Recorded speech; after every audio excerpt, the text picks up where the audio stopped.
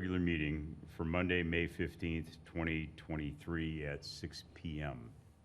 May we have a roll call, please? President Cerventi. Here. Commissioner McKenna. Here. Commissioner Giantini. Here. City Manager Ott. Here. Okay, thank you. Item 2 on the agenda is oral communications for non-agendized item. Members of the public are invited to address the board on any subject related to activities of Alameda Municipal Power not otherwise appearing on the agenda. Do we have any members of the public in attendance here or online? No. Okay. With that, we'll move on to item 3, special presentations. General Manager, may we have the presentation tonight?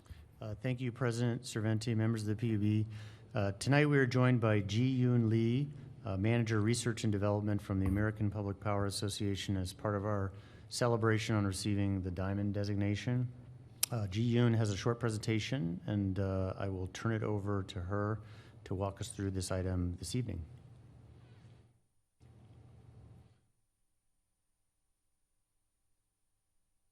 Good evening. Can everyone hear me? My name is Ji-Yoon Lee. Yes. Great. Awesome. Well, thank you so much for inviting me to this meeting. I think I've provided the presentation and just waiting for the slides to show up on the screen, and then we can get started.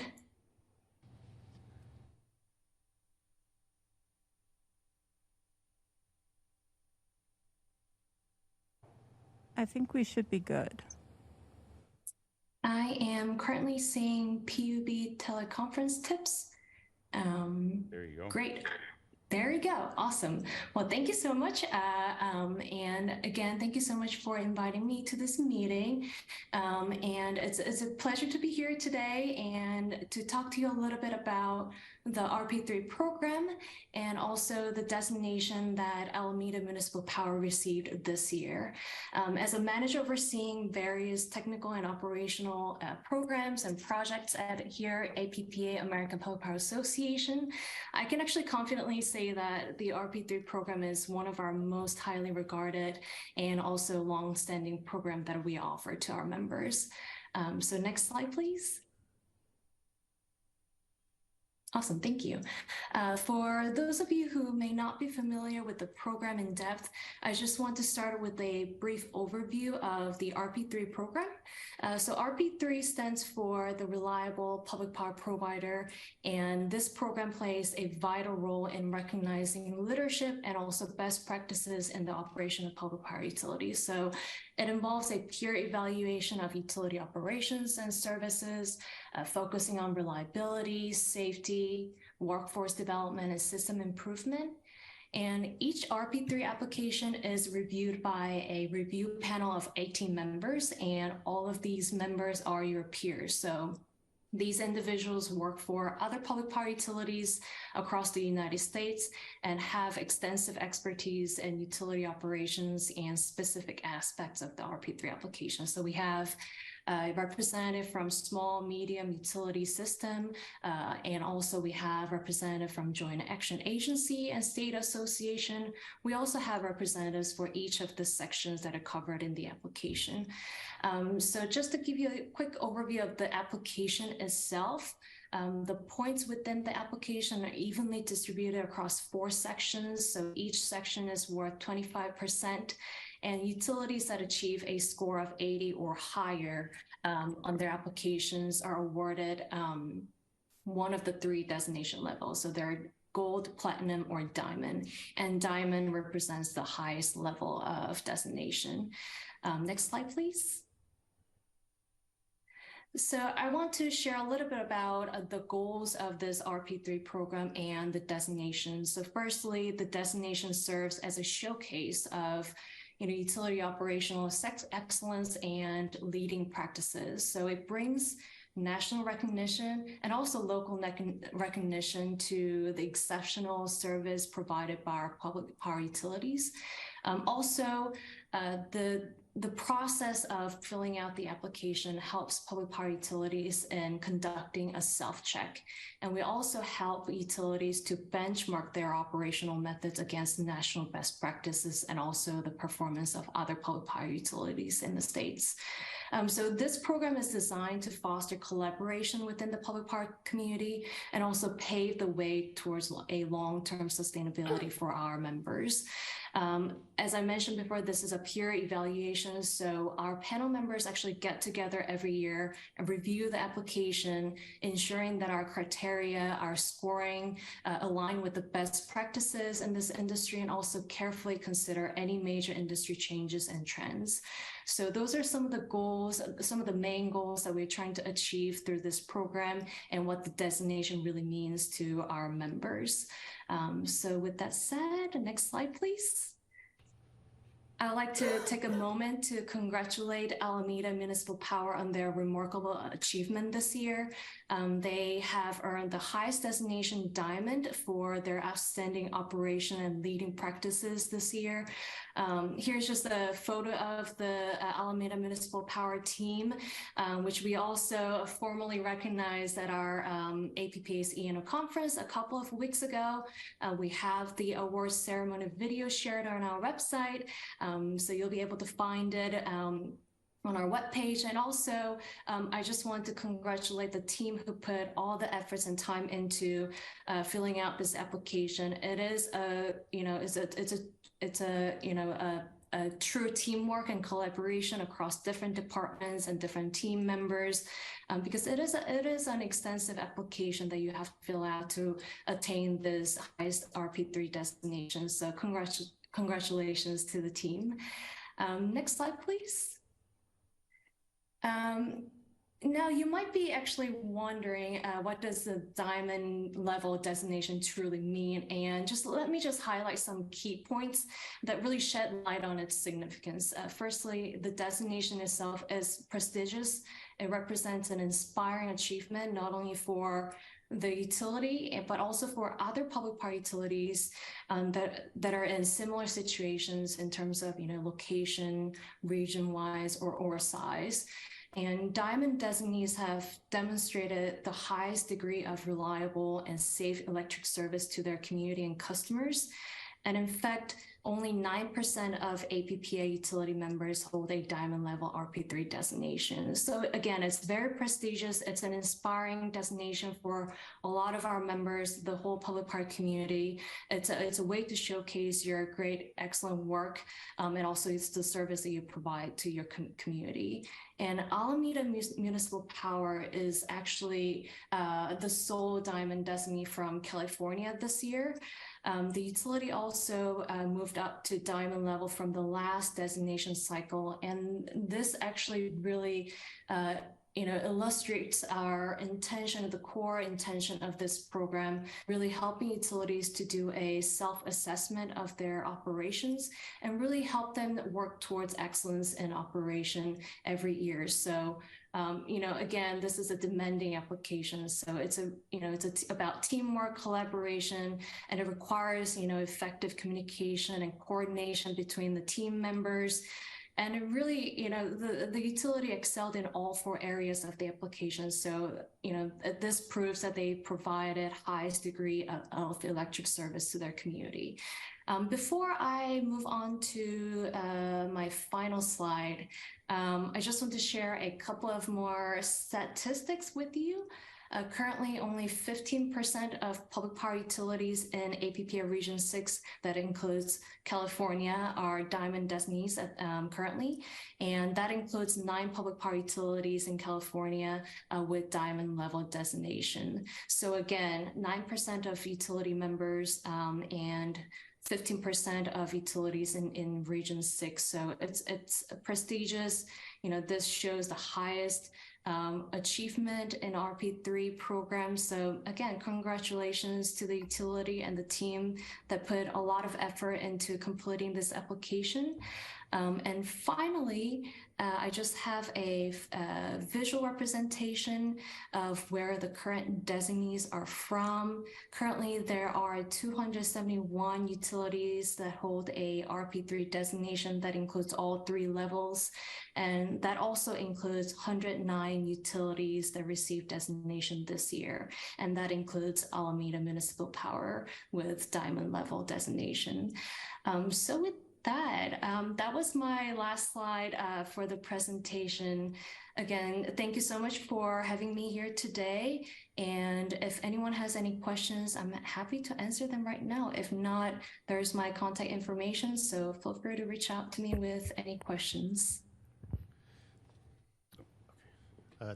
Thank you, Ji-yoon, for that excellent presentation and summary. And I want to just add a little bit to this as well and really acknowledge the whole team, but there were some folks who did some really heavy lifting in this, and that's Steve G., Andre Bosler, Ernest Benjamin, Matt Jerry, our safety officer, and Jonathan Abrami did a lot of the collecting all the information. This was work that was completed over multiple months, a lot of detail oriented and requirements, and I think, but getting this result is something that's exceptional for us. Previous to that, we had the second highest designation for the last 10 years.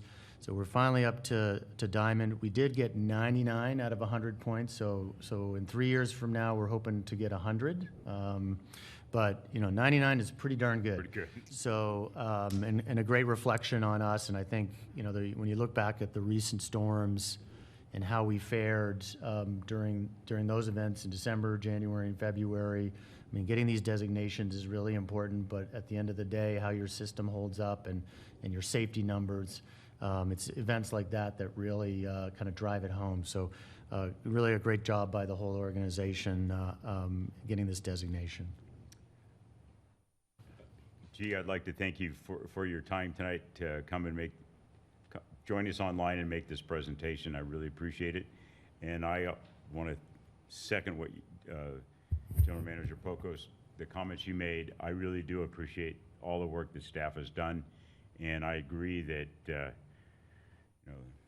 the fact that we were able to keep the power on during these storms this last year really showed the effort that the staff has put in, and I really appreciate that. Thank you, and thank the entire team for us. Any other comments from the board? Okay. Again, thank you very much, and we'll take a picture with our plaque after the meeting, and we'll hang it up on the wall. Thank you. Appreciate that. All right, with that, Yeah. Thank you so much for having me, and have a great evening. Thank you. With that, we'll move on to item 4, our consent calendar.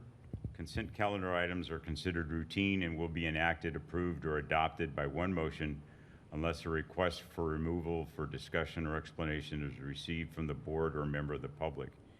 Do we have any requests for abstentions or pulling of any of the items? Yes, I was not at the or I had to leave early for the April 17th, so I'd just like to register an abstention vote on the minutes. Okay. Do we have a motion for approval?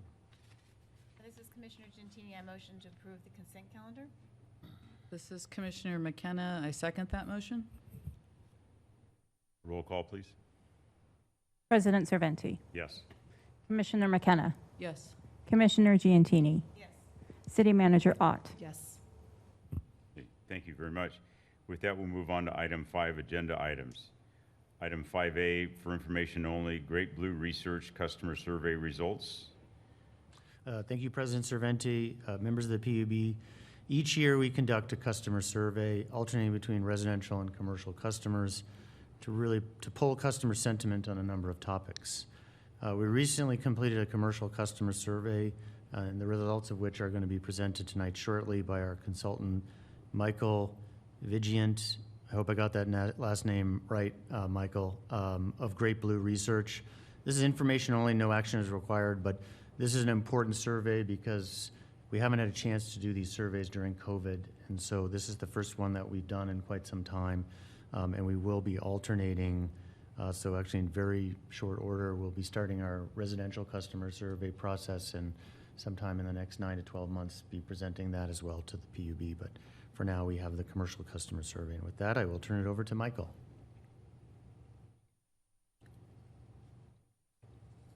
Good afternoon, everyone. Can everyone hear me? Yes. Excellent. And then if there is the ability to share, or Haley, if you want to just pull up the presentation. I don't see a place where I can share at this point in time. I will go ahead and pull up the presentation and navigate that for you. Okay, excellent. Thank you so much.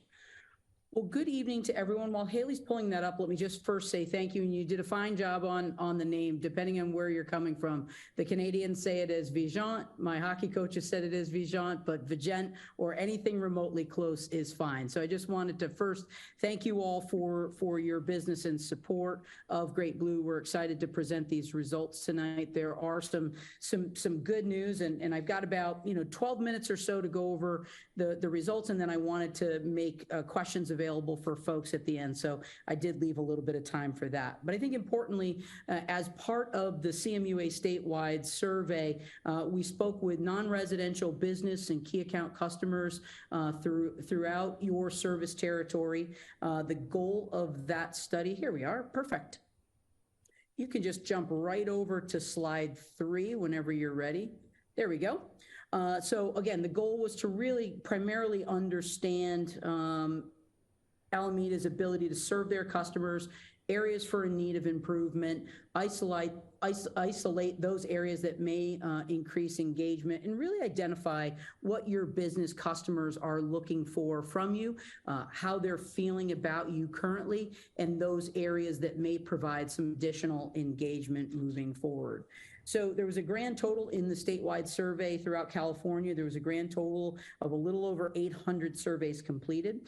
We actually were able to participate in an oversampling. So if you go to the next slide, I can show you just a kind of a quick overview. There was 147 AMP-specific surveys that were captured. There was a grand total of 40 questions that were surveyed. And when all was said and done, the original sampling had a little over 800. As we did some additional oversampling, when all was said and done, we saw over 1,100 commercial customers that we spoke to from October of 22 through March of 2023.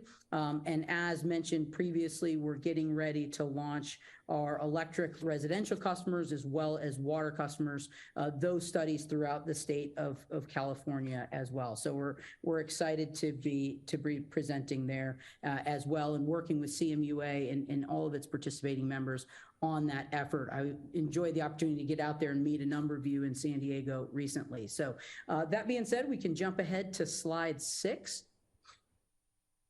And really what we want to kind of start out with, and as you'll see throughout this survey, throughout this presentation, where there are areas that we can compare against the statewide study, we will certainly do so. As participants in the oversampling, you got to ask your own specific questions. And I think the key point here to point out on this slide is that you have a tremendous amount of equity and goodwill credits in the bank, as I like to say, with your business customers. When you take a look at, reliability, safety, trusted brand, all 84 plus percentage point positive ratings there, and you don't see double digits in the poor ratings. You see 8, 9, 11% respectively for reliable, safe, and trusted brand on the neutral ratings. And then with affordability, we see there weren't a lot of negative ratings. You had a number of folks in that neutral category, and we'll talk about that. But just to give you some ideas, in electric pricing, which we'll see later on in the survey, the state came in at around 60%, so a few percentage points higher there.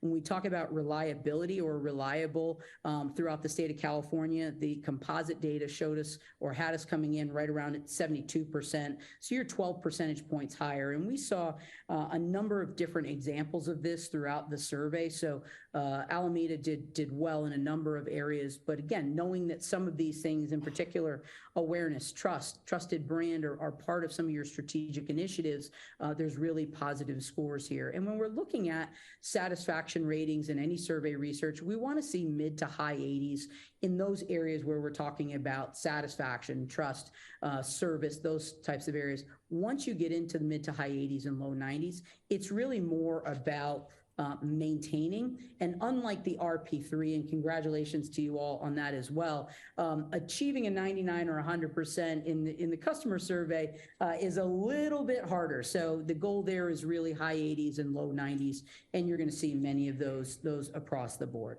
So moving to this next slide, we talk a little bit about overall satisfaction. In this particular category on your lower left there, rating the overall satisfaction with Alameda at present, we removed the don't know responses. So if folks had just moved into the service territory and they haven't been dealing with you that long, we removed those folks from the data set so that we get a true year-over-year comparison, or in this case, composite against the rest of the state, your ratings against rest of state, and you'll see a little over 7% higher ratings. Alameda is those bars in blue. The composite ratings are, or rest of state, if you will, are those in green. So strong ratings across the area. And one of the things I like to point out on this particular area or this particular slide is, when folks say, what is it that Alameda could do to, kind of increase some of those ratings or improve the way it serves customers like you? Improve communication, programs and services for conservation, assistance with business growth. Now, some of you may be saying, we already have programs and services for conservation. We do a lot of communication, but I think importantly, particularly since post-2020, and I don't like using the C word anymore, but particularly post-COVID, you start to see a greater competition for the attention of your customers. So it's not that you are not communicating, it's that the reliability that you bring to them, the trust that they have for you, have you as a utility lower down on their priority scale of things that they need to think about. Importantly, on the business side of the equation, folks are looking for how to rebound from COVID times, from some of those more difficult times over the past couple of years, and how they can grow their business. So being that partner can really help there in sharing with them those ideas. And this kind of plays into the same thing on the next slide here, where we start to talk a little bit about the relationship with AMP. And really, there's no bad scenario here, right? So when we ask folks to describe themselves on a scale of 0 to 10, where 0 was just a provider of electricity, 10 was a valued energy partner. Again, we remove the don't know responses. And then we have some folks living in the middle. So being just a provider, 23.4, doesn't mean that they don't view you as a valued partner, but they think of you more as that service provider. And not necessarily a bad thing. The valued energy partner, there's a little deeper engagement there. The neutral folks are just kind of really waiting for a place to leave. Some of this may have also, when you think about COVID and post-COVID and some of the, the years or months that followed, not many utilities or any of them for that matter were able to do the level of community events and the level of communication and engagement in person, out in the community, helping their business and residential customers. So some of this can be an impact here. We typically see those valued energy partner ratings a little higher, but I think this is really a little bit of the hangover from COVID. But I also understand from staff there that more of these events are starting to happen once again.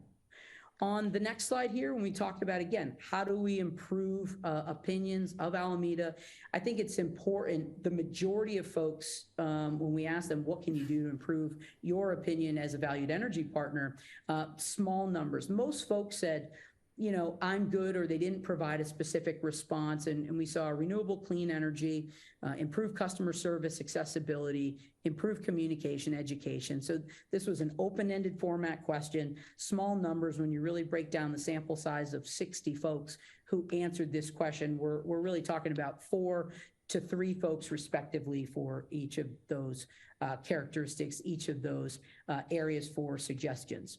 Now, one thing that may, from a communication standpoint, communicating the RP3 award and that designation and what that means to folks. And we'll talk about this a little deeper. But comparing yourself to other providers on this next slide, This is just service organizations, how they would compare you against other service organizations that they deal with. And I think importantly here, taking a look at those top two bars, among the best and above average, 72.8%. And that's higher than what we saw on the composite. And I think when you see the average, a much lower number of folks as compared to the composite number. We don't see much in the negative, which is great. We don't want to see much in the negative, but I think importantly, compared to the rest of the state, you are higher in all of the right areas, lower in those areas that you don't want to be higher in. And this continues on this next slide here as well. Power delivery ratings, restoring power quickly after an outage. We saw 67.5% positive for the composite or the statewide study. We saw 82% among those Alameda power customers, so 14.5 percentage points higher than the statewide average. And that is statistically reliable, even giving the margin for error. Providing reliable electricity, 71.6 for the state, 79.6, so an increase of 8% there. And then providing timely information about restoration during an outage, 66.4 for the state, 74.6, a positive or a plus there of 8.2 percentage points. So really good. And again, when you start to see these types of ratings compared to what the competition set is, and I know there's not necessarily competition, but how you view yourself against your peers, you're doing very well. You're communicating well with your customers. And this plays into, again, this next slide that we have that talks about strategic electrification considerations. Now, I'd like to read you the survey question here because I think it's important. As folks in the industry, the way that we think about strategic or beneficial electrification may be one thing. For the folks that you're serving and that we're serving, it can be a little different. So in the survey itself, the way the question was worded was, strategic electrification is the process of switching out appliances, heating and cooling systems, and other energy users in your business to be electrically powered instead of dependent on fossil fuels. Which of the following are you considering to increase the level of electrification within your commercial building moving forward? So we saw that on the right-hand side here, we saw a little over 53%. Considering those LED light bulbs, electrical vehicle charging stations, 32%, solar panels, about 29%, electric vehicles from a fleet perspective, 26.5%, and air to water, water heat pumps at 19.7%. We start to look at the expected time frame for those upgrades, you'll see, about 60+% are looking to make those changes within the next 3 years. So, and whether you're offering all of those products or services or not, I can safely tell you that your business and your residential customers are going to be looking to you to provide them and be a resource for that education. So just something to keep in mind. Moving on to the next slide here. Businesses satisfied with customer service. We do see, compared to the rest of the state, more of your folks are making phone calls to Alameda's at 73.4% as compared to 65%. But when we get those folks on the call, 78.3% providing that satisfied rating, another 9% neutral, and 13% not satisfied. On the next slide, comparison to other providers. Again, similarly, 71.3% of Alameda customers are providing an among the best or above average when we compare to other service providers your organization uses. And now we're talking about customer service. That's 9.7% higher than what we were seeing for the statewide survey. Jumping into account advisors on the next slide here. We see an average of 78.5%, adding up all of those characteristics on the right, 78.5% for Alameda, just a couple of percentage points higher than the average for the composite at 76.6%. But I think the important thing to take a look at is, of those folks that are assigned an account manager or advisor to their account, 97% are having those communications with them. So this is, I think, a little testament to the fact that they're utilizing these folks. They're looking for them.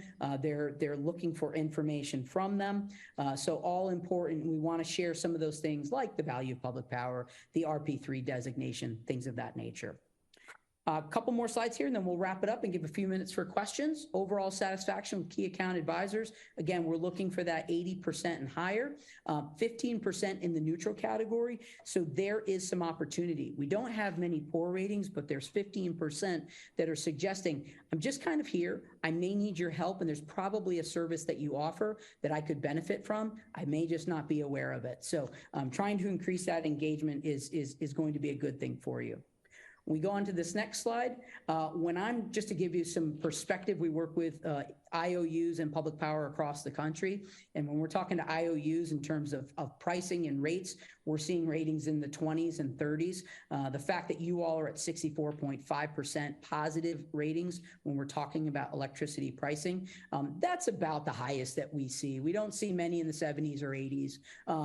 On occasion, a rare small entity may see a rating like that. But for the most part, to be around 2/3 of your population satisfied with your ratings with another 22% in the neutral category, that's really strong ratings right there. Next slide here, communication with customers. Again, pretty solid across the board. There is some opportunity to communicate with folks more often. And on this next slide, they're going to tell you the ways in which they want you to communicate. 16% increased communications, any and all means, 11.5 in email. And then we talk about how is the communications aimed at your business. Again, we see some solid ratings there, a little over 60% or right around 60% for that among the best and above average. Again, I can't stress enough the stress or the competition for information that folks are dealing with right now. So you may have to communicate these important points more often than you have in the past. Benefits of public power on this next slide, 81.5% are seeing your value. We saw that in that earlier slide. So we want to continue to promote those benefits of public power and all that you're doing to keep the power reliable, keep them safe, and continue to be that trusted partner that we saw on the earlier slide. So on this next slide, I just want to warn you, everybody says email as their preferred communication. Now, we all know that while we're sitting in this meeting alone, there's going to be hundreds of emails that hit our account, and we're going to be forced to prioritize how we look at those emails. So from that standpoint, email is not the silver bullet. It is the preferred communication method from your folks, but also understand that those emails may get lost in the shuffle. So we want to go with a full arsenal approach of a variety of these different things to try to get the messages out. And more importantly, when they're having those conversations with those reps, we want to start to ask those questions. What is it that you need from us? How is it that your business is being challenged? And how is it that we can help? And that kind of brings us into our considerations here 2 slides from now. So I'll just take a quick moment and cover these. Those key account managers and advisors are really critical to the business customer satisfaction. It's basically the organization as an entity being that partner in electricity, in conservation, in bill generation, and management. It's all those different things. Your reps have the knowledge that your customers need, but again, you're fighting for that prioritization of communication. So, support your advisors where you can. Let them know that some of these challenges may be tough, but when folks are actually chatting with these folks, they're rating them pretty highly.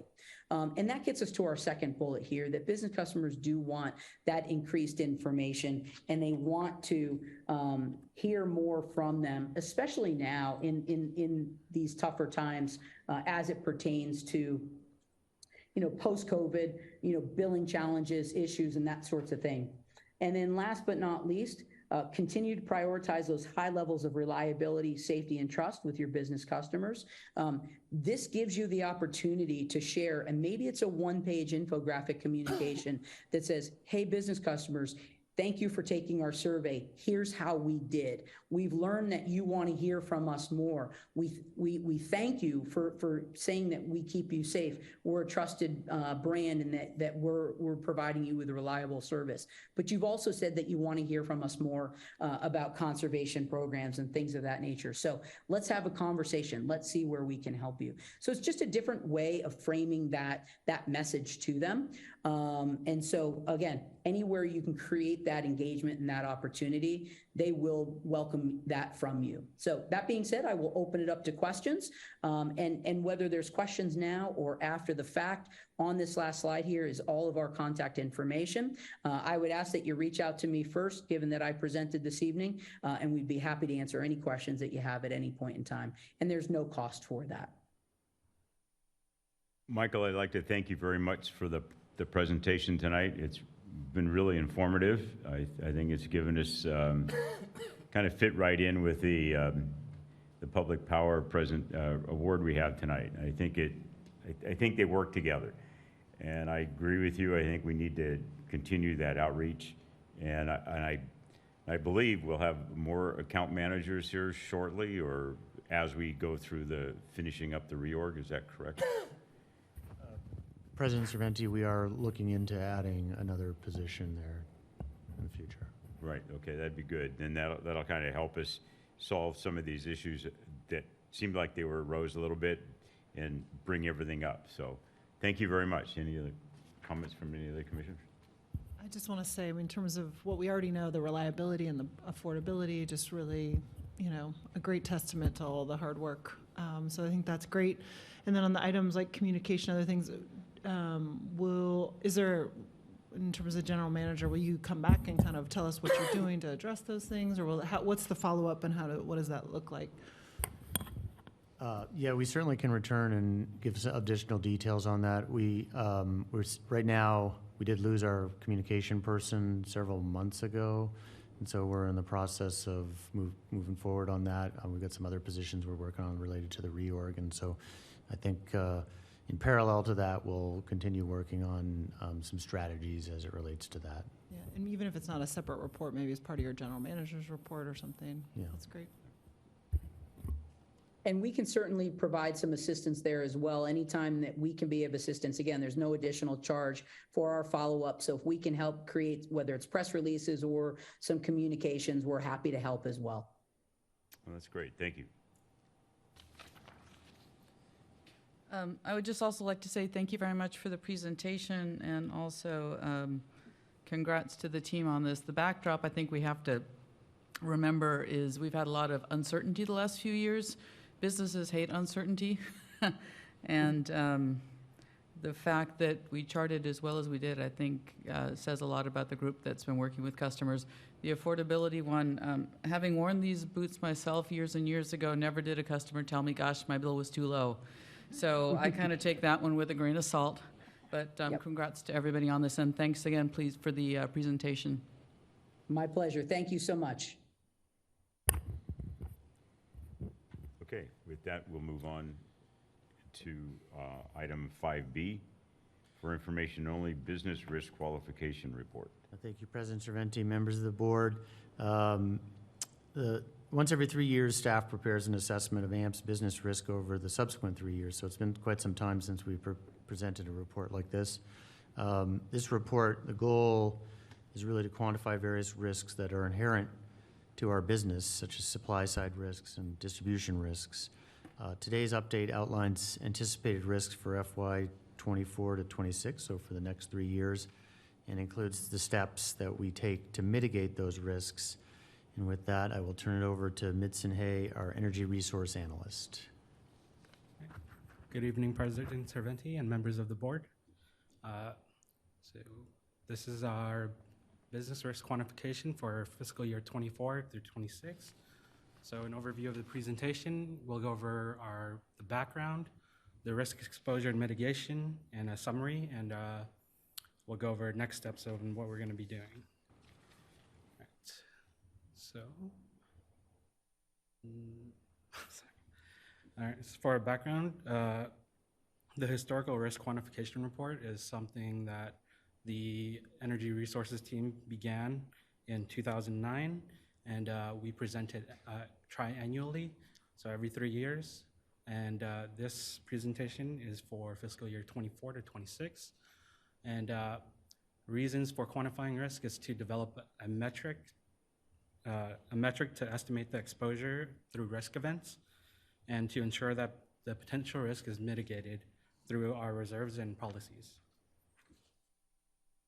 Okay. And how we quantify the risk is our exposure through supply side. So our exposure of the cost of buying clean energy and or replacing our resource adequacy. Exposure through transmission, which is measured as unexpected increases in transmission costs. Exposure through our distribution and our customer risk, so a measure of loss of major equipment and or loss of major customers. And there are other new and emerging risks that are identified, such as wildfires, but they're not currently quantified. And AMP works with NCPA to follow best industry practices to minimize these risks. And I also wanted to make note that there are endless risks to quantify. These are just what we're identifying as some of the major risks that AMP faces.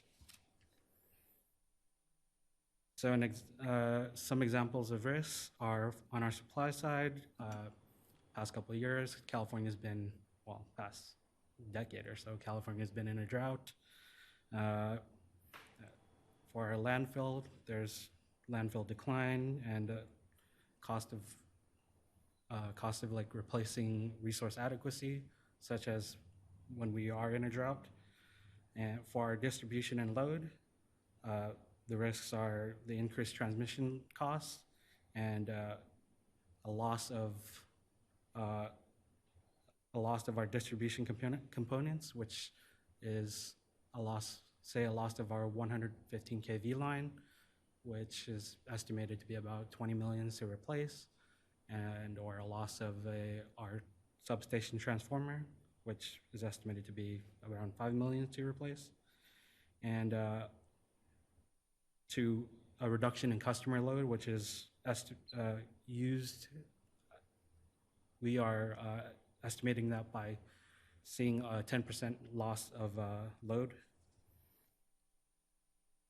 And then there are emerging risks such as wildfires, higher California Independent System Operator wholesale prices, and cyber threats.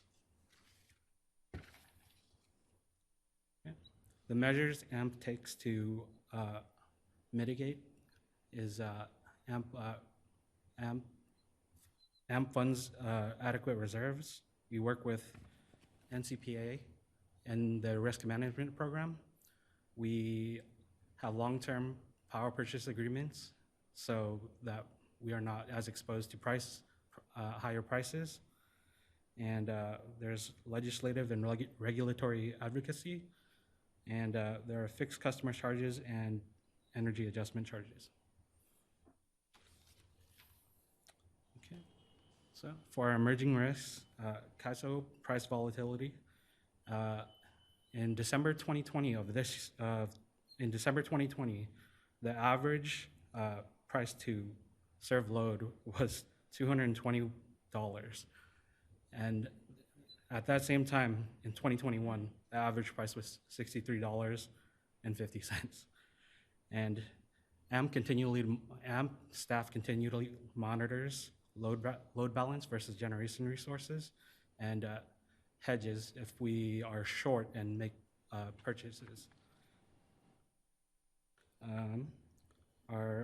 The other emerging risks are wildfires and cyber threats. And again, we work with NCPA on wildfires. And for our cyber threat, our own Steve has been working hard and keeping staff up to date on all cybersecurity.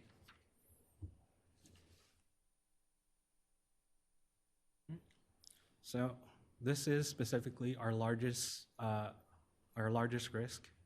It's our transmission and distribution.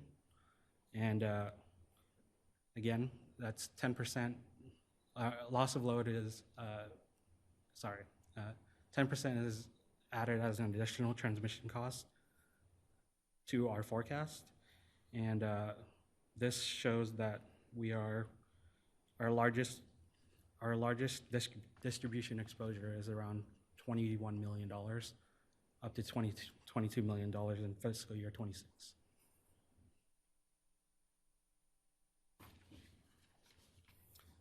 And this is just a summary of all the major risks that AMP sees, and a summation of our total exposure.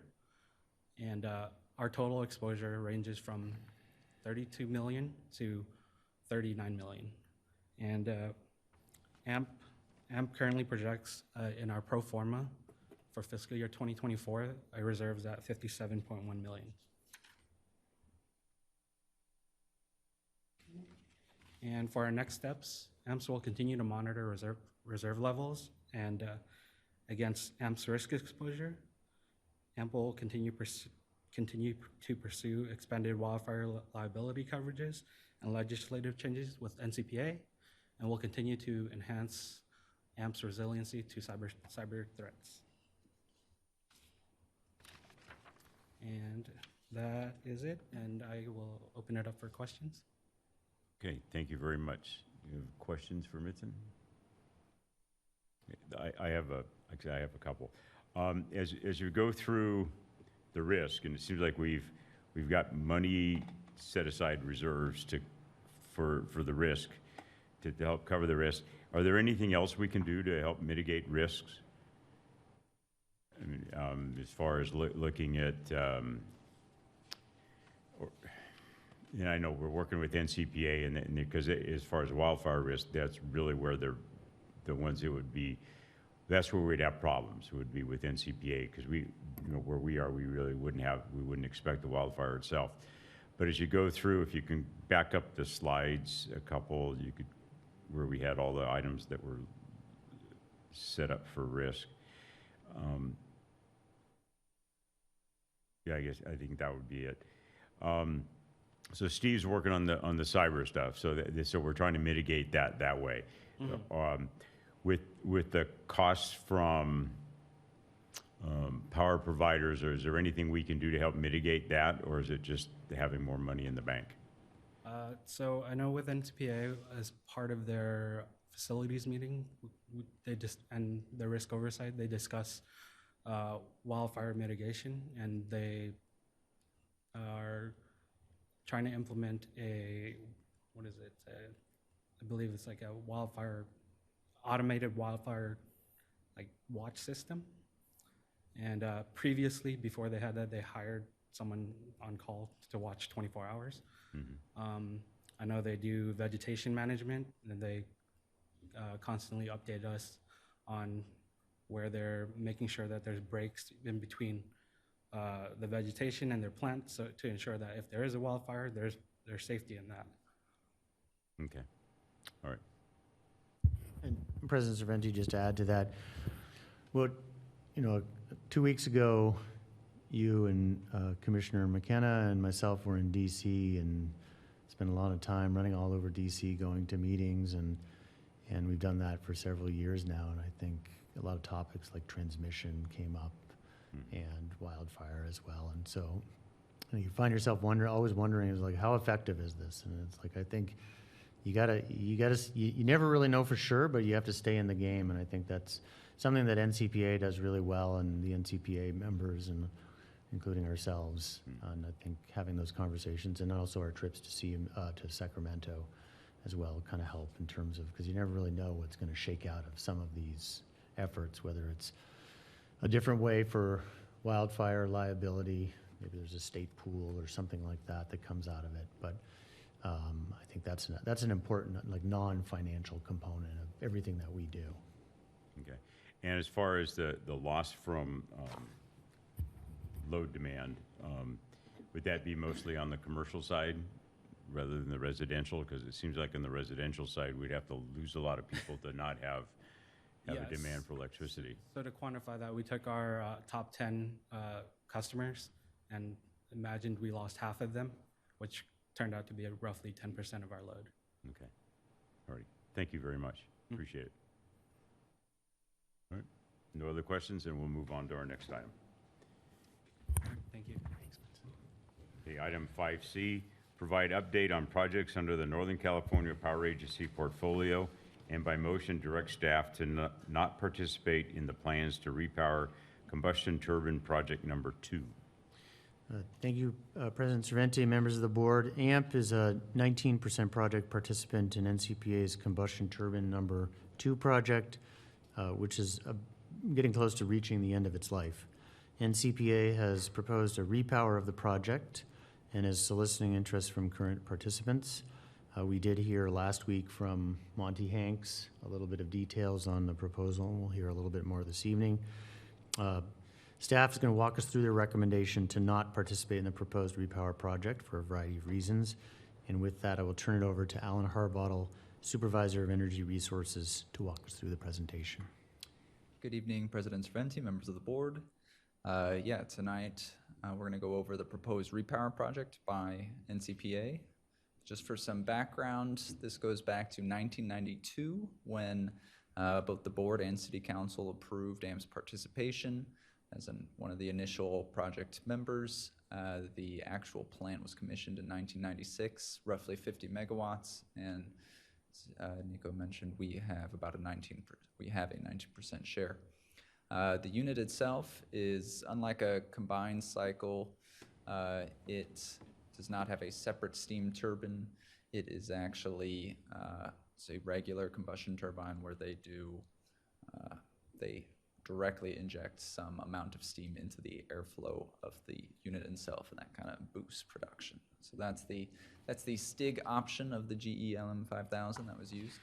At this point, there are less than 50 of these units worldwide. There is no longer an approved OEM or parts provider. They've moved on really to the LM6000. And so at this point, there is no longer an ability to fix the unit from any sort of major or potentially even some minor issues with the plant. Still, the hope is to continue operating the unit through fiscal year 25, and that's when the debt service extends through, although most of the debt service is over by fiscal year 24. So with that, they have started to look into repowering the project. There is a lot of excitement over there for this project. If you want to go to the next slide. So the proposal is for an LM6000 conversion, extended out another 20 years or more, likely more. This conversion has been done before. It's roughly $40 million. I've shown our share at the 90% would be about $1 million a year over 15 years. And one of the big selling points, NCPA has made a lot of waves and moves towards incorporating hydrogen at the Lodi Energy Center, and the combustion project number 2 is co-located at the Lodi Energy Center. So there is a real chance for there to be future inclusion with hydrogen. Some things we wanted to point out. This chart is from NCPA presented this to the STIG group, and this comes from a real-life LM6000 test with hydrogen somewhere in the U.S. And as you can kind of see on the emissions reduction versus percentage hydrogen blend by volume, it's not quite as great of a fit as we would like to see, quite as impressive. So at a 45% hydrogen blend, which is where they might try to get to in the future, that's about a 20% emissions reduction. So still about 80% of the emissions of the current unit today. Moving forward to financials, and we'll also talk more about why we're not sure this is a great fit for AMP on this slide. But so just starting off, maybe focusing on the actuals. This kind of gives you a good example. Fiscal year 2020 through 23. The STIG unit has been, not quite in the money. It has been getting closer, and then as you see in our current budgeted year is the first time where we are seeing it is potentially in the money, and that's really related to the rising cost of resource adequacy. So the primary value of STIG to us today is resource adequacy. because of our clean energy supply, we are not counting any of the energy output, towards our supply. And really where the rub is that we, we are currently fully resourced with resource adequacy capacity. So right now we are net sellers of resource adequacy, and even with the even if we do not continue into the new project, we will still be fully matched for all months of the year. Just to be clear, what we are discussing tonight is about the future repower. We are still part of the project, the original project, and we will be through decommissioning. So that involves ongoing costs, and we will likely be paying all or a portion of the decommissioning costs as well. NCPA's proposal is for every current member to continue their share in the new project. That's sort of accounting-wise also the easiest thing. We believe there is plenty of interest for other members to step in here, especially those that are not fully resourced with capacity.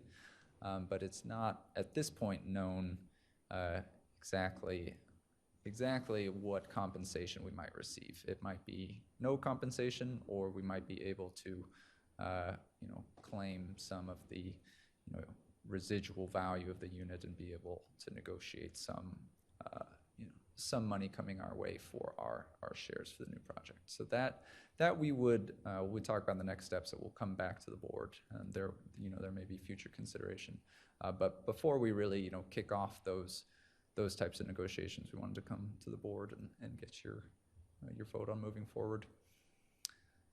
And then, so moving forward to year 2029, that's really what I would point to as the sort of ongoing expectation of what this, what the value proposition could look like for the STIG repower. So this is from NCPA projections of what it would look like, and I've shown this here at our 19%. So about $1 million in debt service a year, a little over $1 million in operating costs. Still energy revenues and RA revenues. The RA pricing is forecast to be a little bit lower, and so at a just over a net cost of $300,000 or just under $300,000. And then somewhat critically, the future around hydrogen is still in the planning phase. So all of these costs are just for the natural gas combustion turbine. There would be additional costs for the hydrogen fueling that have not been, there are no cost figures for that. Go to the next slide. And so, really the three main reasons. One, this does not, as it will still have significant emissions, it will not be able to, continue to not be able to meet our clean energy supply goals. We are still fully resourced with RA, although we will be losing some ability to sell excess RA. This will, eat into that excess. And even with based on RA revenues, if they there's a pretty good chance they will be high for the next, I would say, 2 to 5 years. But with a gradual decline, it's not guaranteed that this will be in the money in the future. With that, next steps based on board's direction, staff would work. If the board chooses to not participate in this project, staff will work with NCPA to transfer our share to another member or outside entity, and there will be, we would return with the details of what that transaction looks like, whether there's residual value, whether there's, some compensation for our shares. That's all to be determined. That's, once again, it's not been the major focus of NCPA right now is just soliciting feedback from the members of interest and trying to nail down who would want to move forward with this project. And with that, I can answer any questions. Thank you very much for the presentation and the work that went into it. Questions? Go ahead. Just a quick question. Thank you very much. Thank you very much, first off, for the presentation. Under other operating costs for, under the repower costs, you mentioned that the hydrogen wasn't included. Are there any fuel charges in there, or is this? That's Outside of fuel that. and labor and other kind of ongoing maintenance. It's all Okay. bundled. I bundled all of that into No other worries. operating costs, yeah. So like, as if were it just to be continually powered under natural gas based on, Absolutely, okay, but not hydrogen if that were to be, okay, thank you. Yeah, most likely, much more expensive, unless it's grant covered. Okay, thanks. Comments? Okay. If we decide not to continue on with this project, which is your recommendation, if other members don't want to stand up and pick up our piece, then does this project, then the whole repowering thing dies? Yeah, I think the answer Don't is know, yes. right. I would say that there appears to be enough interest. I would be surprised. There are folks like Santa Clara that are growing so much that they, really do need to show, this kind of capacity. So I would be surprised for our share to not be picked up. And ultimately, 10 megawatts is not much to many other people, especially, Silicon Valley Power. President Serventi, just to add to that, I think that's one of the key points is that I think there will be a lot of interest in this. There's lots of entities that need resources and are not as finicky about natural gas as we may be. And I also think in the unlikely scenario where we run into that problem, we can return to the board at that point and have that conversation and kind of re-engage on that, if that works for you. Okay. And if we are able to sort of offshed our responsibility, so to speak, which in one hand, if we don't need to repower it, right? We stepped into a project that's ending its life, so we could walk away from it. If it gets repowered, would we be able to shed the decommissioning cost possibly? Yeah, I think what NCPA has presented was their sort of ideal view. I think we have, their current, as I talked to them, it sort of started out with, oh, we hadn't really thought about that. I think we have a good position that, whether you're talking about, there being, as a member of the original unit, we are, Lonnie was helping with looking at this as well, but we are due, we have an ownership in any residual value. So, it's being decommissioned. I'm not sure what the residual value is. There's still an interconnect there. There should be some value. So I think we've got a number of negotiation points of, whether we're sort of owed residual value or whether we're able to go out and to these other members and say, who is willing to bid what. It's a little, bidding for a share of a project that is not currently existing is A challenge. challenging, but But maybe that's- some. That's fair. Yeah, just to add to that, it's a ratepayer asset. We will do our best to get the most value out of it as possible. As we walk. That's our strategy at this point. And I don't have, seeing where it's located, I don't have a problem with this kind of walking away from it because it really doesn't fit the kind of our overall goals and the city's goals. I'd rather, kind of wait to see what we do with the 2 CTs here on the island.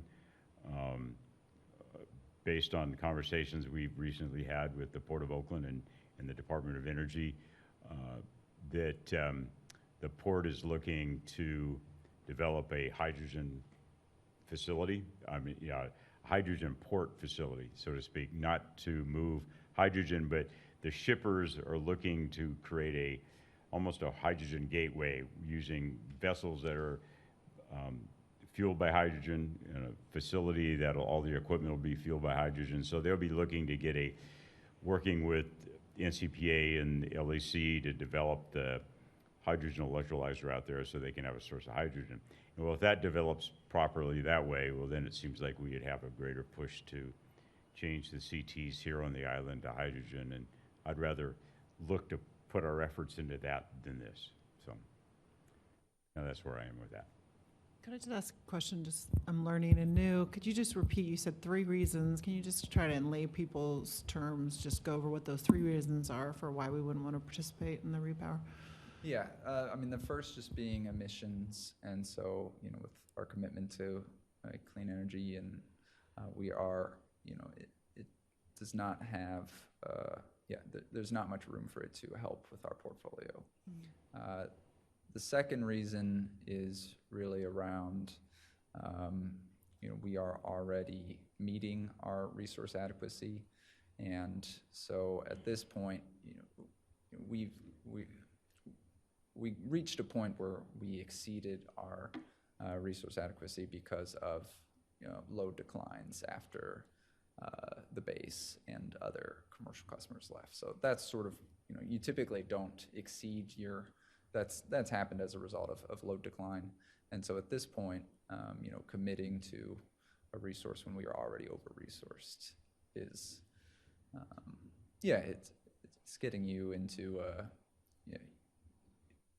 typically we like to be hedging. We like to be hedged against load and not necessarily above our load. And then the third reason is, even, you know, with all of with these considerations, while you know, it's still not immediately clear that it'll be, you know, in the money for the life of the project, especially as you consider, you know, other hydrogen costs. Great, thank you.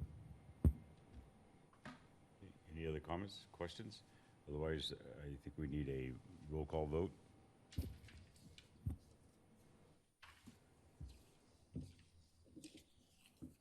President Serventi, Yes. Commissioner McKenna, Yes. Commissioner Giantini, Yes. City Manager Ott. Yes.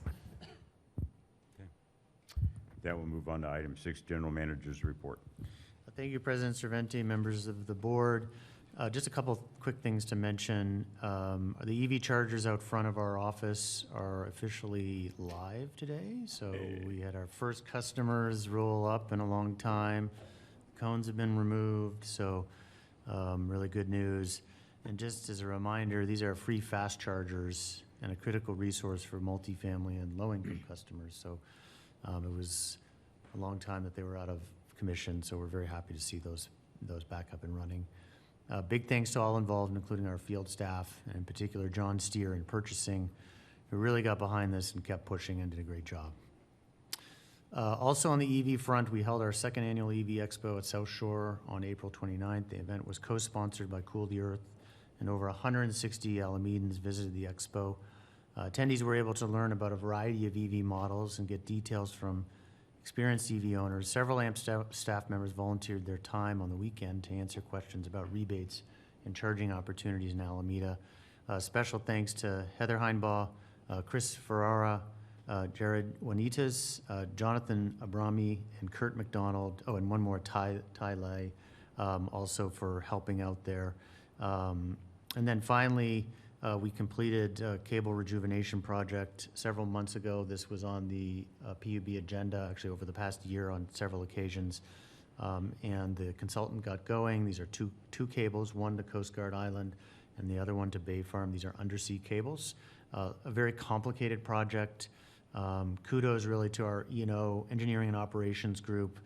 We had staff out there almost 24/7 for one part of that project due to some of those complications, but I think this speaks to the RP3 award and some of the other discussions that we had in terms of our reliability, staying on top of these critical maintenance projects that unfortunately have been a bit overdue.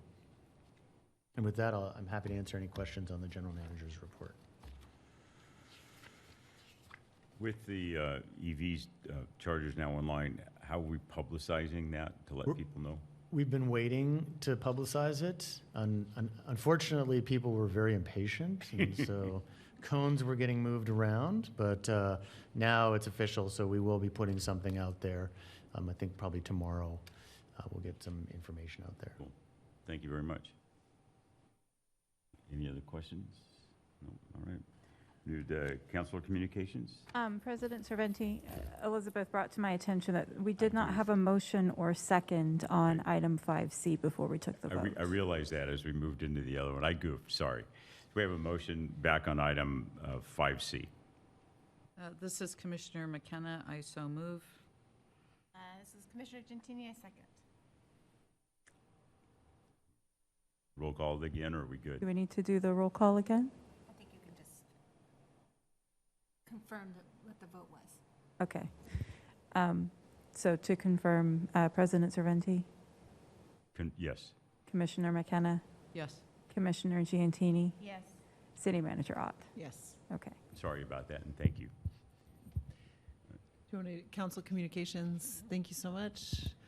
Just a couple things just to fill you in on. The council held a budget workshop a couple weeks ago, went well, gave direction. So we'll be moving into proposing approval of the final budget on June 20th. I think a couple items to highlight here was they did include the utility undergrounding project that was in there, including some of the city contribution towards streetlights that was also included in the budget. And so that's a big milestone to get the 2-year budget moving forward. We also, and I think I mentioned this before, made progress with workshops on the strategic plan.